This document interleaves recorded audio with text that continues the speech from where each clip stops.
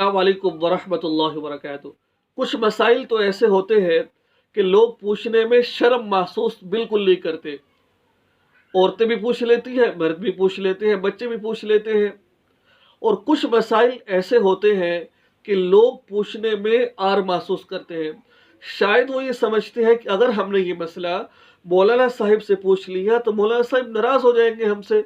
बहुत सारे लोगों के मुझे फ़ोन आते हैं, वो कहते हैं मौलाना साहब माजरत के साथ आप नाराज़ तो नहीं होंगे, एक मसला पूछना है। फिर ये मसला पूछ लेते हैं। भाई इसमें नाराज़गी की बात कोई नहीं है। जब दीन ने हर मसले को वाज़े अल्फाज में बयान कर दिया है, हर बात को वाज़े खोल कर बयान किया है, तो फिर इसमें शर्म बरम कोई कोई चीज़ नहीं है। बस अदब के दायरे में रहते हुए सवाल पूछा जाए और अदब के दायरे में रहते हुए सवाल का जवाब दिया जाए। आइए चलते हैं उन मसाइल में से। एक मसला ये है कि बच्चों के दरमियान वक्फा करना। दो बच्चे पैदा हो गए, अब मियाँ बीवी चाहते हैं कि हम थोड़ा सा वक्फा कर लें। तीन बच्चे हो गए, मियाँ बीवी चाहते हैं वक्फा कर लें। एक बच्चे के बाद वक्फा कर लें। क्या ये वक्फा करना ठीक है, ये जायज़ है कि नाजायज़ है?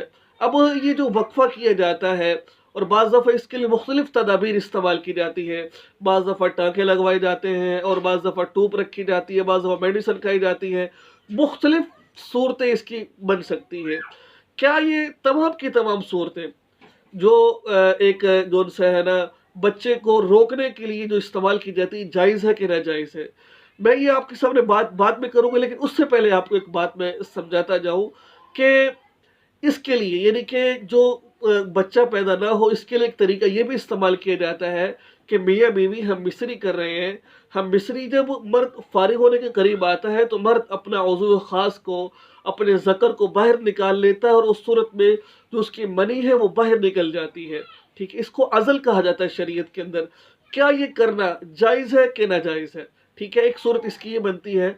और बाज़ दफ़ा इसके लिए कॉन्डम इस्तेमाल किया जाता है और बाज़ दफ़ा दवाइयाँ इस्तेमाल की जाती हैं और बाज़ दफ़ा कोई भी ऐसी तदबीर इस्तेमाल की जाती है। इसके बारे में शरीयत का एक वाज़ेह उसूल ये है कि 5 ऐसी सूरतें हैं जिनके अंदर ये काम करना जायज़ है, इनके अलावा ये काम करना जायज़ नहीं है। वो 5 सूरतें कौन-कौन सी हैं, ये सबसे पहले मैं वज़ाहत करना चाहता हूँ।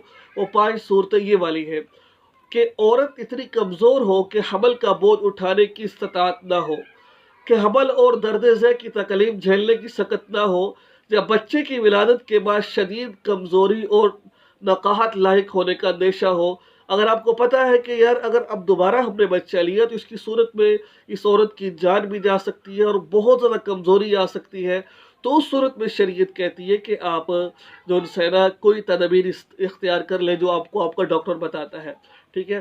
नंबर 2, दो बच्चों के दरमियान इस गरज से मुनासिब वक्फा के लिए बच्चे की माँ को सही निगहदाश्त मिल सके और दूसरे बच्चे का हमल ठहरने की वजह से पहले बच्चे के माँ के दूध पर कोई यानी कि जो बच्चे के दूध पर असर ना पड़े, ये भी जायज़ है। यानी कि अगर हम दूसरा हमल ठहर गया, इसकी बिना पर जो है ना पहले बच्चे का जो दूध है उसमें कमी लाहिक होगी या फिर उसकी देखभाल ठीक नहीं होगी, इस सूरत के अंदर भी फुक़हा फरमाते हैं कि आप कोई भी तदबीर इख्तियार कर सकते हैं। नंबर 3 ये है कि औरत बद अखलाक है, सख्त मिजाज है और खाविद इसको तलाक दे रही है, लेकिन खाविद को पता है, अंदेशा इस बात का कि बच्चे की विलादत के बाद इसकी बदअखलाकी में और इजाफा हो जाएगा। ऐसी सूरत में भी बिला कराहत वो इंज़ाल कर सकता है, अज़ल कर सकता है। इसमें कोई हर्ज नहीं है कि उसको पता है कि मैंने इसके साथ रहना नहीं है, तलाक देनी है, बच्चा पैदा हो जाएगा और मुझे तंग करेगी। इस सूरत में भी अज़ल करना जायज़ है, मनी को बाहर निकालना, कोई भी तदाबीर इख्तियार करना जायज़ है। नंबर 4, इसी तरह तवील सफ़र में हो या दारुल हरम में होने की वजह से बच्चे की जानी या ईमानी नुकसान का अंदेशा हो, तो इस सूरत में भी अज़ल जायज़ है। इसकी सूरत ये हो सकती है कि आजकल के ज़माने में तो इतने लंबे सफ़र नहीं है या दारुल हरम कोई जंग का मौका नहीं है। तुम्हारे लिए पहले हुआ करते थे कि लोग लंबा सफ़र 3-3 4 महीने का सफ़र हुआ करता था, या फिर जंग के अंदर बाज़ दफ़ा पाकिस्तान और इंडिया की जंग हो रही है, इस सूरत के अंदर कोई ऐसी उस सूरत में, लेकिन अब ये सूरतें मौजूद नहीं है। ठीक है ना। तो उसके बाद नंबर 5, मुसलसल विलादत की सूरत में बच्चे की तरबियत में सख्त हर्ज लाहिक होता हो। ये भी यानी कि आप देख लीजिए, मुसलसल पहला बच्चा पैदा हुआ, साल बाद दूसरा, फिर तीसरा, यानी कि इस सूरत के अंदर اس طریقے سے بار بار بچے پیدا ہونے سے بچوں کی پرورش بھی ٹھیک نہیں ہو رہی ہے اس صورت کے اندر، اور بچے کی زیادتی ہوئی جا رہی ہے اس صورت کے اندر بھی، جو سارا اس کی تربیت بچوں کی ٹھیک نہیں ہو رہی، اس صورت کے اندر بھی شریعت یہ کہتی ہے کہ آپ عزل کر سکتے ہیں۔ لیکن اس کے لیے میں نے جیسے آپ کو بتایا کہ مختلف آپ تدابیر استعمال کر سکتے ہیں، لیکن ایک بات ہمیشہ یاد رکھیے گا، تدابیر اس طریقے سے ہم نے اختیار کر رہی ہے کہ ہماری جو یعنی کہ عورت کی بچے داری ہے اس کو نقصان نہ پہنچے۔ بعض عورتیں ایسی ہوتی ہیں کہ وہ بچے داری ہی نکلوا دیتی، کوئی ایسی صورت بن جاتی ہے کہ جس کے ذریعے سے بچہ دوبارہ پیدا ہوتا ہی نہیں ہے، یہ کروانا بالکل ناجائز ہے۔ عارضی طور پر کوئی کام کرنا کہ ابھی عارضی طور پر بچہ پیدا نہ ہو تو وہ تو ٹھیک ہے، ورنہ یہ کرنا کہ بالکل بچوں کو خاتمہ ہو جائے، یہ حرام ہے، یہ ناجائز ہے، اس کی شریعت اجازت نہیں دیتی ہے۔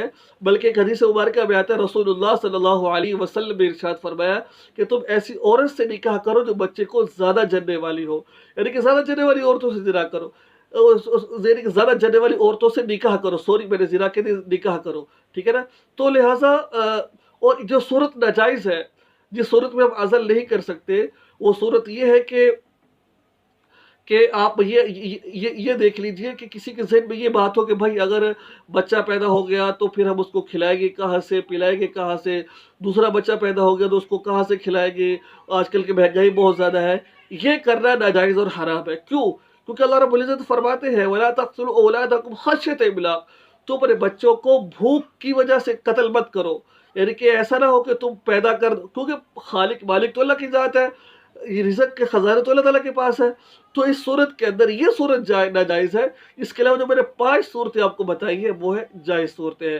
امید ہے مجھے آپ کو یہ پیچیدہ مسئلہ سمجھ آ گیا ہوگا۔ اس ویڈیو کو آگے شیئر کیجیے، چینل کو سبسکرائب کیجیے۔ السلام علیکم ورحمۃ اللہ وبرکاتہ۔